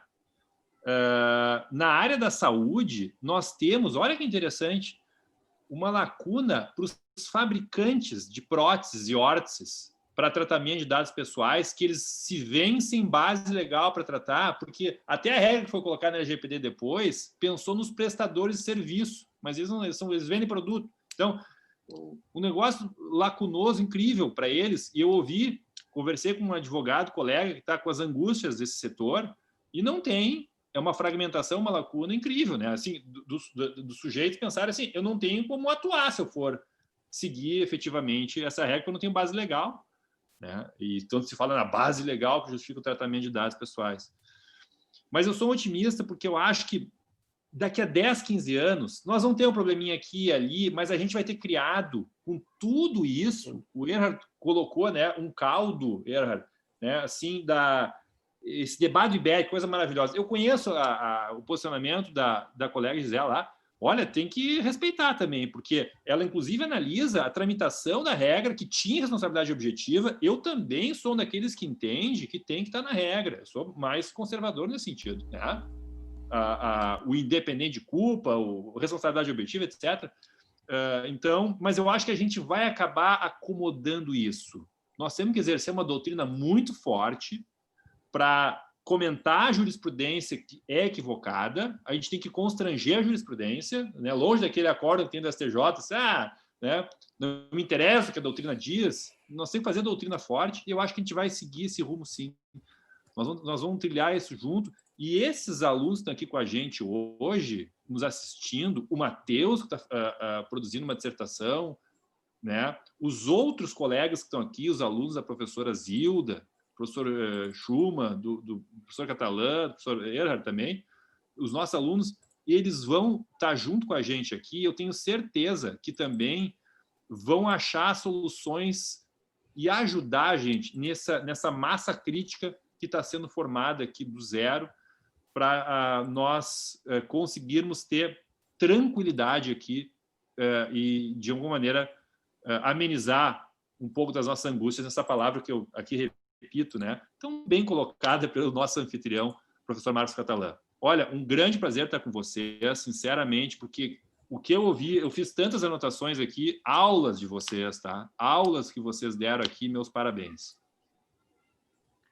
Eu que agradeço, meu amigo. E você, entre outras tantas coisas acertadas, trouxe um ponto que me parece fundamental, e que compartilhamos aqui. Nós precisamos constranger o judiciário por meio dos nossos escritos. Obviamente, nós podemos fazer isso de forma delicada, gentil, polida, mas ainda assim precisamos seguir constrangendo cada vez mais o judiciário a levar a sério o trabalho que a literatura jurídica que se propõe a ser séria, que se propõe a ser crítica faz no Brasil. Catalã, só um segundinho. Sim, claro. Só um segundinho. Há um tempo atrás, eu escrevi um artigo sobre a concreção das cláusulas gerais no direito civil. E um texto de um norte-americano, John Dawson, e ele analisou a concreção das cláusulas gerais do direito civil na Alemanha. Então, o texto dele é assim, as cláusulas gerais vistas à distância, porque ele era um americano analisando as cláusulas gerais na Alemanha. E ele chamou a atenção de um aspecto que às vezes é difícil para a gente, e por isso que às vezes a gente vai dizer assim, as cláusulas gerais para o Brasil talvez não seja a melhor solução, mas não tem como não ter também, né? Porque é preciso, às vezes, um respeito à doutrina para que isso funcione. E aí eu me lembro de um julgado que teve num caso alemão, da decisão da fiança, que um jurista de alto quilate, né? Mas ele foi tão voraz na crítica com relação a esse julgado, num importante periódico, e eu, vendo aquilo, depois vendo o livro da professora Judite, eu não sei se vocês prestaram atenção nesse livro, alguns anos atrás, sobre a importância da doutrina e dos modelos teóricos, que a gente deve exercer isso, e com esse polimento que o professor Catalã mencionou aqui, né? Claro, não é brigar, mas criticar mesmo. E não tem problema. Depois, conforme o caso, a gente pode tomar cerveja junto, em épocas de não pandemia, vamos fazer isso, então precisamos voltar, né? Mas criticar, né? Então, eu gosto muito de ouvir assim, o que eu ouvi de vocês hoje, e já vou soltando a palavra para os colegas também, porque já falei demais aqui nessa minha despedida, né? Então, importante a doutrina, muito importante.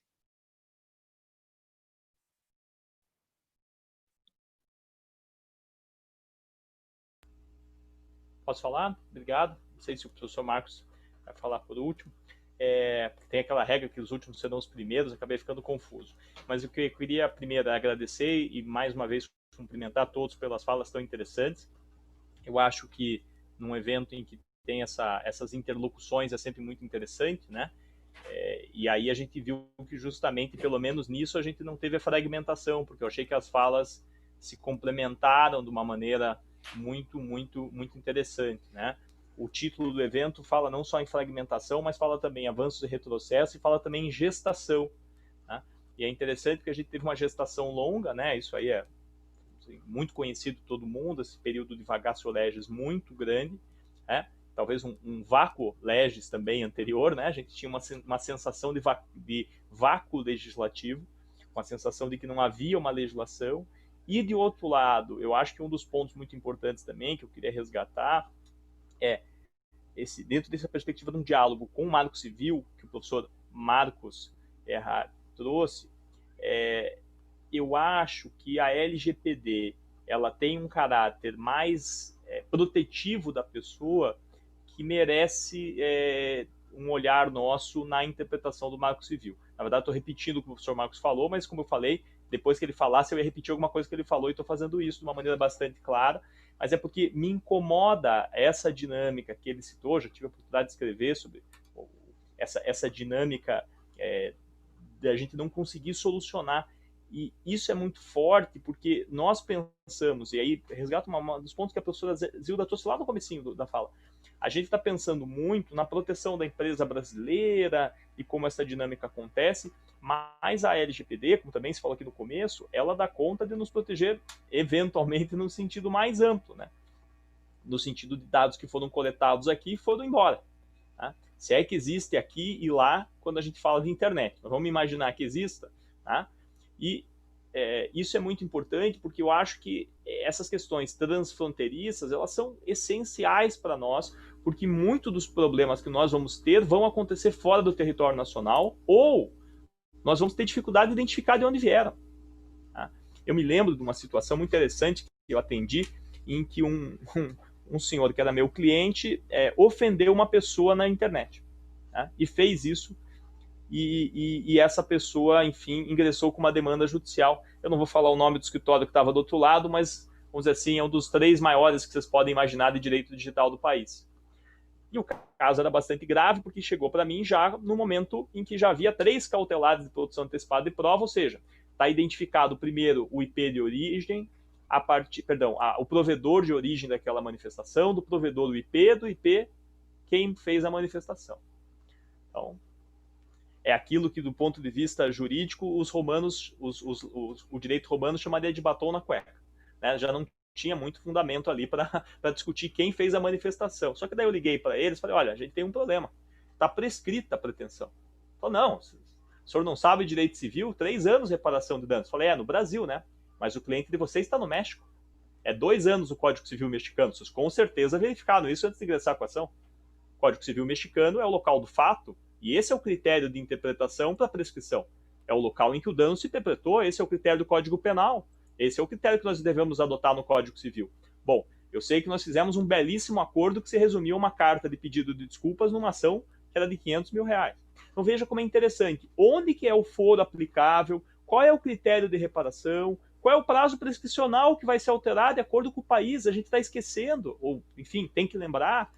Eu falo a gente sempre dizendo de mim, claro, mas a gente não pode esquecer essas nuances tão importantes para nós. Tá? E também porque os danos vão acontecer de fora, aí a gente podia pegar, eu vejo cada vez mais quando a gente tenta falar uma coisa atual com os alunos, a gente cita coisas que aconteceram nos últimos 5 anos, né? Mas quando a gente fala em tecnologia, a gente cita coisas do último ano, do último mês, da última semana. Então nós tivemos a publicação do acordo do STF, que foi mencionado aqui, não tem 5 dias. A gente cita aqui a invasão, ou a tentativa, ou a suspeita das urnas, e que foram feitas de fora do país. E que também pode atingir dados pessoais, eventualmente, de alguém. E mais do que isso, eu queria fazer uma última provocação. Eu sei que nas conclusões, o pessoal que está estudando metodologia, a professora Zilda, que é a professora de metodologia, vai me matar. Mas justamente imaginando que aqui é um começo de uma conversa que vai continuar, eu vou fazer um ponto que não é de conclusão, mas que é o seguinte. Em que medida que nós, na realidade, quando falamos em LGPD, como disse, temos um instrumento que pode ser usado mais do que apenas para a proteção de dados pessoais, dentro de uma concepção mais restrita, porque o que as pessoas querem proteger, muitas vezes, é a sua própria narrativa de vida, né? O diário, ele tem dados pessoais, não só porque ele identifica alguém, mas é porque a partir do momento que eu estou identificado, eu não quero que aquela informação ela seja disponibilizada. E para algumas pessoas, algumas informações que a LGPD deu como dados sensíveis, já por definição, orientação sexual, para elas não são dados delicados. E se são, a gente tem outros desafios, né? Porque um cartório de registro de imóveis me perguntou como é que ele vai proteger a orientação sexual se ele tem que registrar na matrícula quem é casado com quem. E, inclusive, união estável, para poder cumprir o rito do provimento 88, provimento 84 e também da lei de registros públicos. Mas, para além disso, o que eu quero dizer eu acho que a LGPD, ela tem e deve ser, ela pode e deve ser usada como um instrumento mais amplo para a proteção da nossa privacidade, porque A partir do momento que alguém acessa o meu Instagram e acessa minhas fotos, ou acessa meu WhatsApp, enfim, todos eles são da mesma empresa, diga-se de passagem, né? No final das contas, para mim, identificar meu nome, meu endereço não é tão importante quanto aquilo que se pode fazer com essas informações vinculadas. A foto que alguém mandou para alguém, a piada, ou o comentário que alguém falou mal do chefe para um outro amigo, ele é tão ou mais importante do que alguém saber meu nome, meu RG, meu CPF, meu endereço, que, aliás, no meu caso, são todos dados públicos. Né? Sou advogado, prestei diversos serviços para a administração pública, né? Dei um curso agora de proteção de dados para a Justiça Federal. Meus dados estão todos disponíveis para quem quiser procurar. Não tenho como escapar disso. Né? E que nos gera um outro desafio, que é a nossa própria identificação. Esse é um último ponto que eu queria trazer também. A gente precisa conseguir se identificar, e hoje, basicamente, se a gente tiver sem o celular, a gente não faz isso. Porque daí eu vou ligar para alguém e falar, roubaram meu celular, mas como é que eu sei que você é você? Não, tá aqui meu nome, meu RG, meu CPF, mas como eu disse, os meus dados são todos públicos. Eu não estou protegido, meu CPF não é um dado sigiloso, aliás, quem que é? Né? Enfim, e repetidamente vazados, né? Repetidamente vazados, né? É isso. Antes que eu comece a me animar de volta, desculpe, eu falei aqui mais do que eu gostaria, é que, enfim, é pela amizade, pela alegria de encontrar, e queria passar mais tempo com vocês. Obrigado, cumprimento todo mundo, e fica meu abraço aí para todo mundo. Aqui eu tenho esse mural, professor Catalã também, a gente falou aqui dessas questões, né? Mas eu tenho esse mural porque são as coisas que são significativas na minha vida ali, então tem a minha história contada nesse mural. Então, na verdade, ali tem o dia, tem um dia que eu vim para o Brasil, tem um momento em que eu passei no vestibular, tem um momento que eu passei na ordem, tem uma fotografia de uma mala, porque na época que eu fiz exame de ordem, a gente levava os livros, tem a foto da mala de quando eu fui fazer o exame da UAB, acho que esse pessoal aqui nem imagina o que é isso, né? Mas é a mala que a gente levava, todos os livros assim, eu ainda levei os livros todos com capa para cima, né? Tive toda uma organização, um planejamento, né? Falei, como é que eu vou fazer rápido essa prova? No final, claro que caiu um tema que eu não tinha literatura ainda, né? Recém-formado, aquela história toda, né? Mas eu tinha ali, eu estava levando 3 livros, tinha gente que chegou com 2, olhou para mim e falou, tá indo viajar depois da prova? Eu falei, olha, espero não viajar nem durante nem depois. Mas enfim, é a minha história que está contada aqui. Obrigado por me deixarem participar e contar mais um pedacinho e criar mais um fragmento da minha história hoje. Obrigado, Catalã. Deixa eu pegar aqui, Catalã, a carona com o Schumann. Primeiro, meu amigo, eu ficava ali ouvindo o resto da noite aqui, tá? Segundo, que veja, você é um livro aberto, ou literalmente um mural aberto para todo mundo que está vendo aí. É bom a gente valorizar de onde é que a gente veio, é bom a gente ter sempre isso em mente.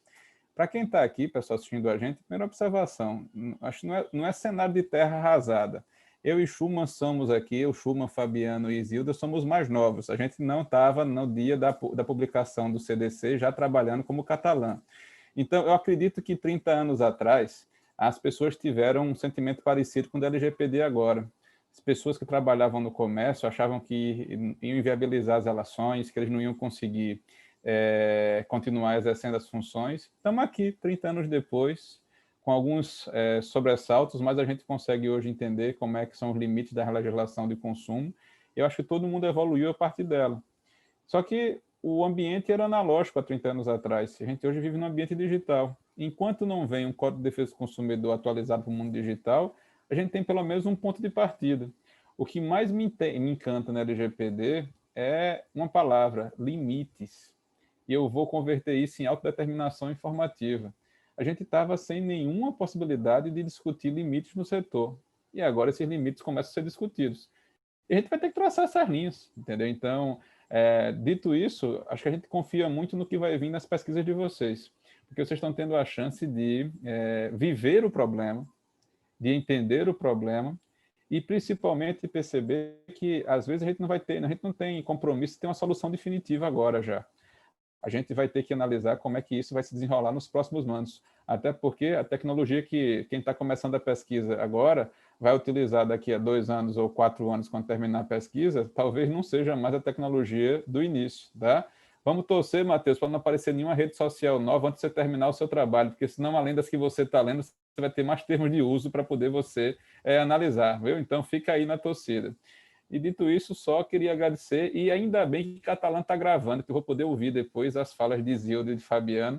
Eu só consegui pegar o pedaço da fala do Schumann para poder eu aproveitar 100% da noite. Meu caro, vou te devolver a palavra. Você vai amar a declaração de amor que o Schumann fez na sua ausência para você. Foi fantástico. Fica É um aí amigo mais querido. um temperinho para te motivar a olhar esse vídeo de novo, que daqui a pouquinho eu vou deixar disponível no YouTube. Gente, eu só tenho a agradecer. Essa conversa surgiu a partir de uma banca que a gente fez no passado e certamente essa conversa de hoje motiva a gente pensar em outras. Eu peço só um pouquinho, porque eu estou estafado. Eu estou vivendo em alguns momentos de terra arrasada. Mas 2021 está aí, quem sabe em 2021 a marmota morra, e a vacina permita que a gente volte a poder se abraçar, volte a poder estar junto. Obrigado, Zilda, obrigado, meninos, obrigado a todo mundo que está aqui. Um super beijo e até a próxima oportunidade.